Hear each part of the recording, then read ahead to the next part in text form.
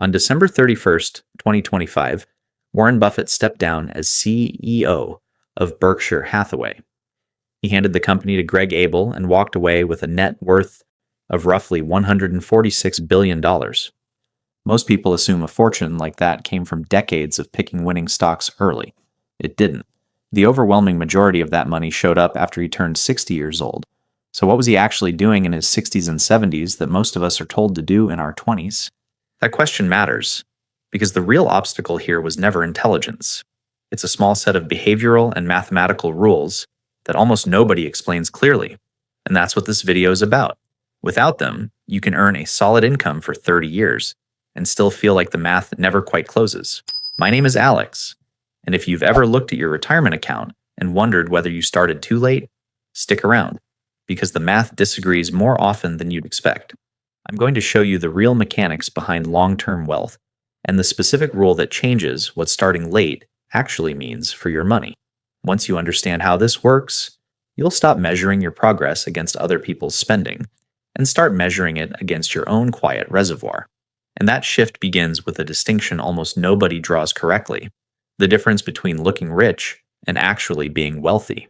Redefining what rich actually means. Here's a number that should stop you for a second. According to Goldman Sachs' most recent retirement survey, nearly 40% of households earning $300,000 a year or more say they're living paycheck to paycheck. Not $60,000 a year, $300,000. So if a higher income doesn't fix the feeling of falling behind, what actually does? That question gets easier once you separate two words we use like they mean the same thing. Rich and wealthy are not the same thing, and mixing them up is probably costing you more than any bad investment ever could. Take Jordan Kessler. He's a dermatologist outside Charlotte, North Carolina, pulling in close to $600,000 a year. He drives a Range Rover Autobiography he leases for around $1,500 a month. His kids go to private school. His house has a wine cellar. By any visible measure, Jordan looks like he's made it, and he probably has, financially speaking, minus one detail. If Jordan stopped seeing patients tomorrow, he'd run out of money in about 4 months. Everything he earns, he spends, converts into a payment or finances. He is rich. He is not wealthy.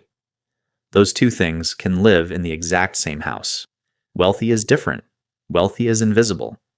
It's the money that never got spent, sitting quietly in an account, not performing for anyone, not being photographed, not being driven anywhere. Wealth is what gives you options. Rich is what gives you a look. Here's where it gets strange.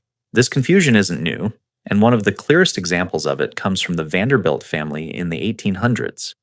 Cornelius Vanderbilt built one of the largest fortunes in American history. His heirs inherited massive trust funds and enormous estates. By any headline, they were rich beyond comprehension. But within a few generations, most of that fortune was gone. And the ones who still had money were, by most accounts, miserable. Their wealth dictated who they were allowed to marry, how extravagantly they were expected to live, and how much they had to spend just to keep up appearances inside their own family. The money stopped being a tool. It became an obligation they couldn't put down. That's the trap. When rich becomes the goal instead of wealthy, your money starts working for other people's opinion of you instead of your own future. And once that switch flips, more income doesn't solve the problem. It just raises the size of the performance. So here's a simple way to check yourself. Every time you're about to spend money on something visible, a car, a renovation, a vacation people will see pictures of, ask one honest question. Is this buying me peace of mind, or is it buying me a yardstick to measure myself against everyone else? Those are the only two things money ever actually buys. One of them compounds. The other one just sits in a driveway depreciating. Jordan isn't a bad example of financial failure.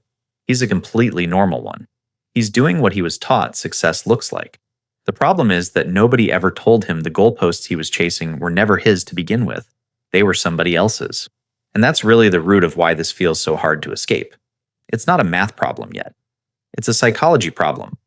And it starts the moment you compare your life to someone else's highlight reel. Why comparison quietly drains your wallet? Quick question before we get into this. When was the last time you actually looked at someone driving an expensive car and thought, that person must be brilliant? Probably never.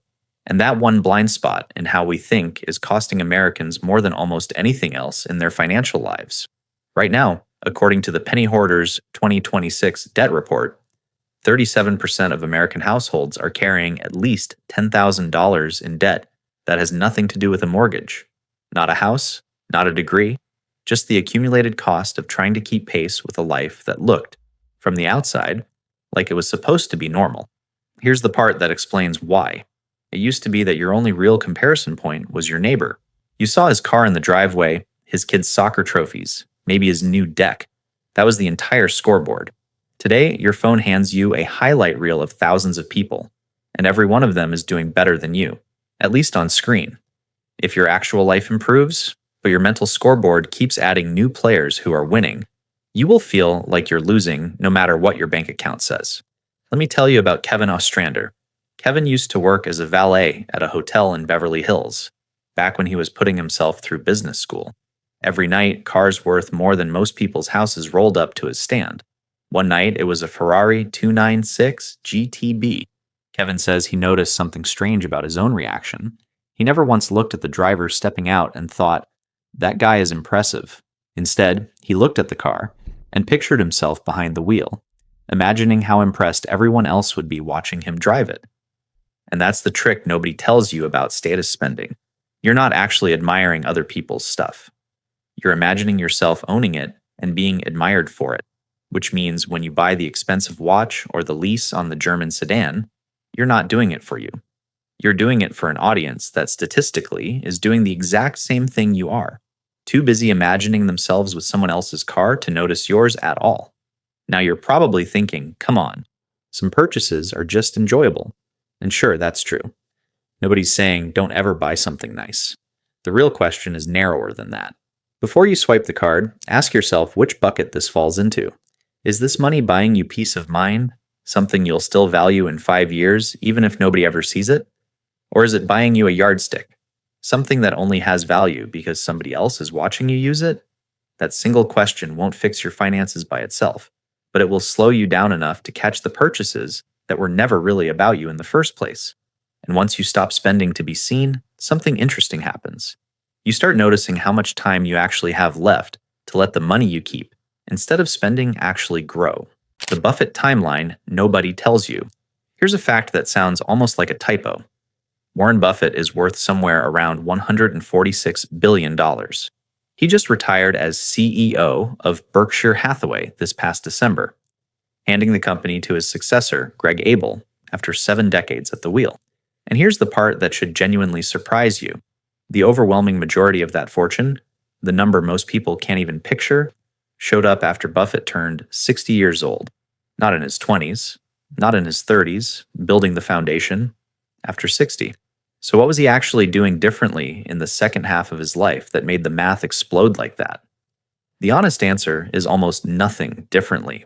He just kept doing the same thing for a lot longer and let time do something money by itself never can. Compounding doesn't move in a straight line. Picture a ski jump instead. For a long stretch, it feels completely flat. You're putting money in every month and the account barely seems to move. That's not a sign you're doing it wrong. That's just what the beginning of a ski jump looks like from the bottom. But eventually the curve tips and the same percentage return starts producing far bigger dollar amounts because now it's compounding on a much larger base. There's a simple way to see exactly how fast that curve bends for you. It's called the rule of 72. Take the number 72, divide it by your expected annual return, and you get the number of years it takes your money to double. At an 8% return, 72 divided by 8 is 9. Your money doubles roughly every 9 years. That single number is why starting late costs so much more than people expect. You're not just missing a few early years of contributions. You're missing an entire doubling cycle. And the doubling cycle at the end of your working life is mathematically the biggest one you'll ever get. Now, if you're in your 50s and that last paragraph made your stomach drop a little, here's where it turns around. Take Denise Whitcomb, a regional sales manager outside Columbus, Ohio. Denise is 52.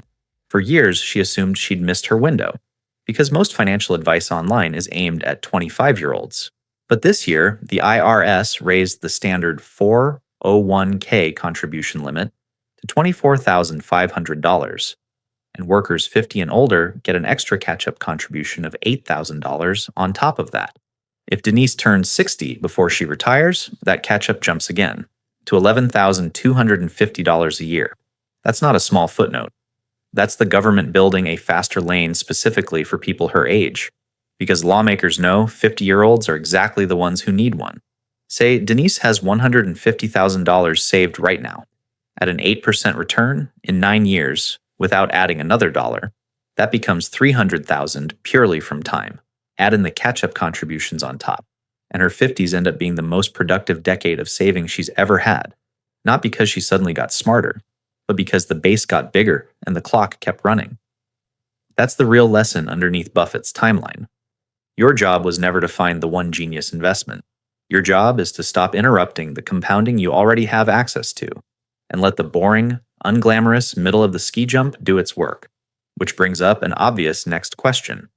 If time is what makes the money grow, what exactly is the difference between the money that's working for you and the money that's just passing through your hands every month? Your income is not your wealth. Here's a strange question to sit with for a second. Could you lose your job tomorrow and still be fine in 5 years? Not fine because you'd find another job fast.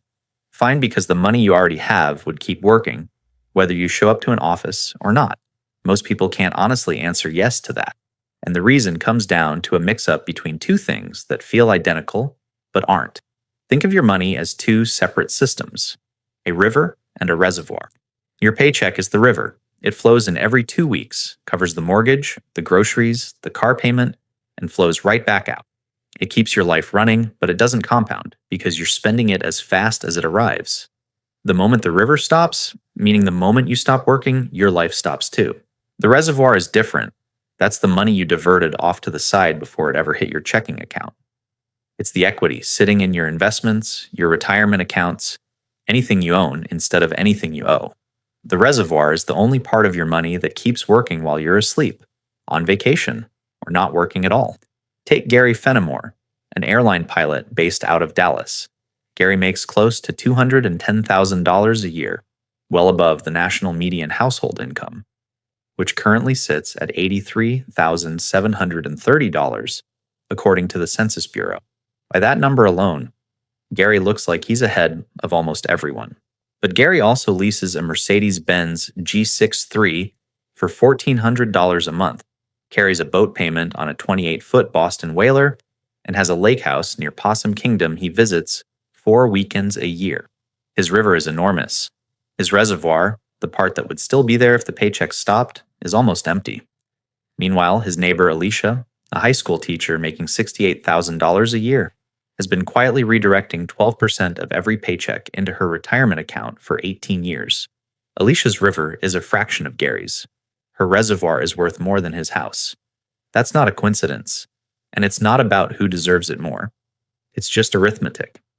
The size of your income has almost nothing to do with the size of your reservoir. What matters is how much of the river you let escape before you ever touch it. So how big does the reservoir actually need to get? There's a simple formula financial planners have used for decades. Take whatever you spend in a year and multiply it by 25.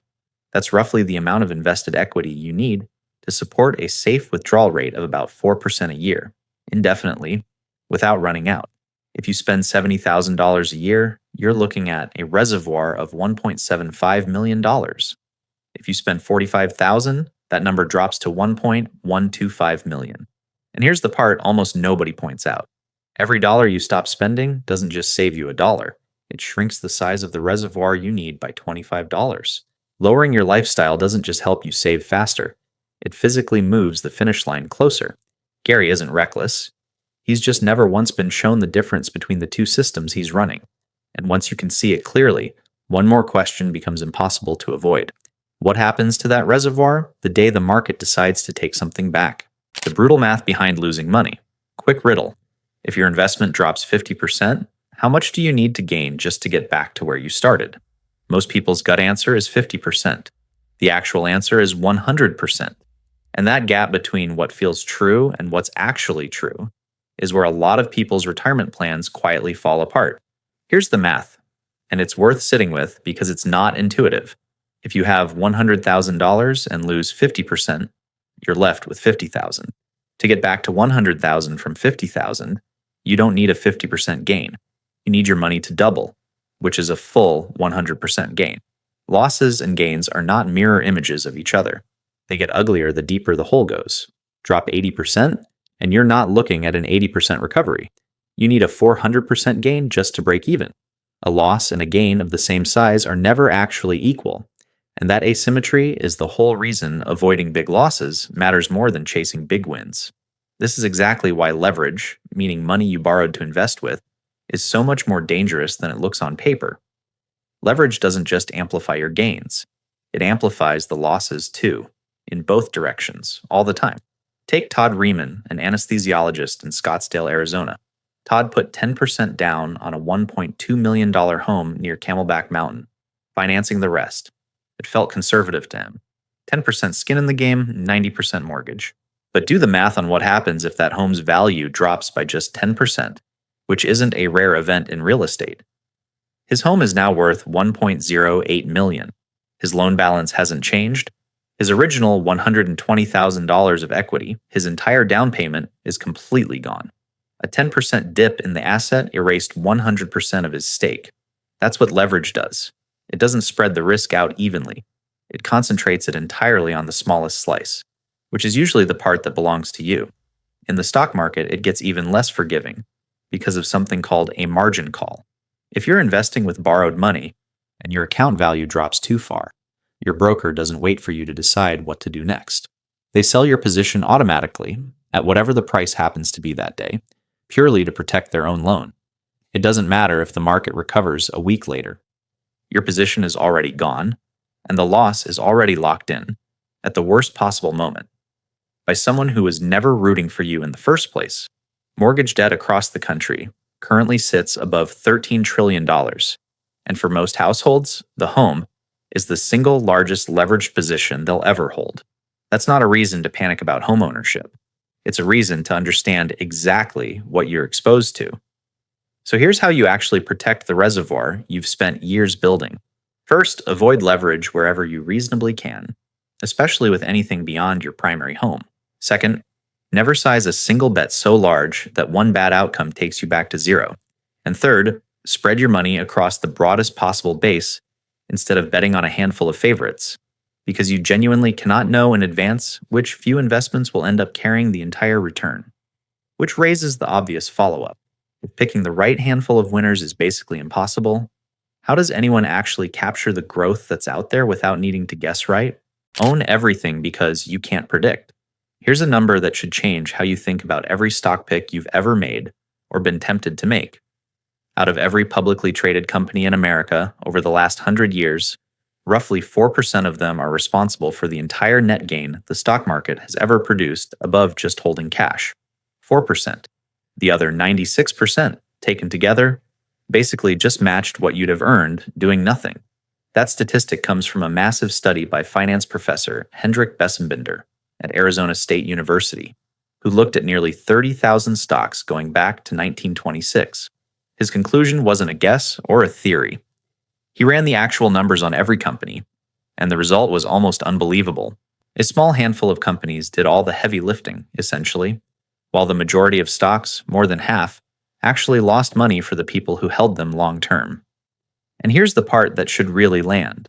If you look at who's responsible for the biggest slice of that wealth creation right now, 5 companies alone, Apple, Nvidia, Microsoft, Alphabet, and Amazon, account for more than a fifth of all the net stock market wealth ever created in American history. Not since the 1990s, since 1926. Let me introduce you to someone this hits close to home for. Renee Castellano runs a small architecture firm outside Denver. A few years back, she got excited about a biotech stock a friend recommended, put $15,000 into it, and watched it go nowhere for 2 years before she finally sold it. Near break-even, frustrated, and a little embarrassed. Meanwhile, her sister-in-law, Beth, who Renee always considered less financially savvy, just kept putting money into a plain S&P 500 index fund every single month without picking anything at all.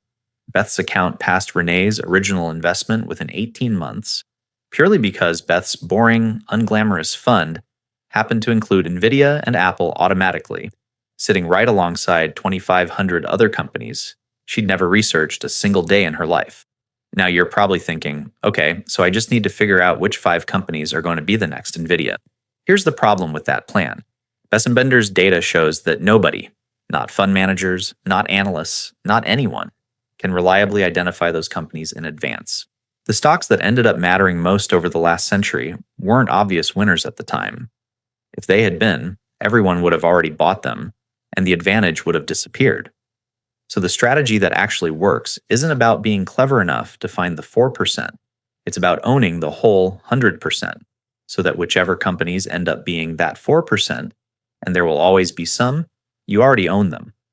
That's the entire argument for a broad, low-cost index fund instead of a handful of favorite stocks. You're not betting on brilliance. You're making sure you can't possibly miss the winners because you already hold every single one of them. Renee wasn't wrong to want to build something for her future. She just aimed her effort at the wrong target. The goal was never to outsmart the market. It was to make sure the market couldn't leave her out. And once you stop trying to guess and start owning the whole picture instead, something shifts. The whole conversation stops being about which stock to pick and starts being about something much simpler. What you actually do with all of this, starting today. The reservoir was there the whole time. Here's the realization underneath everything we just covered. You were never actually behind.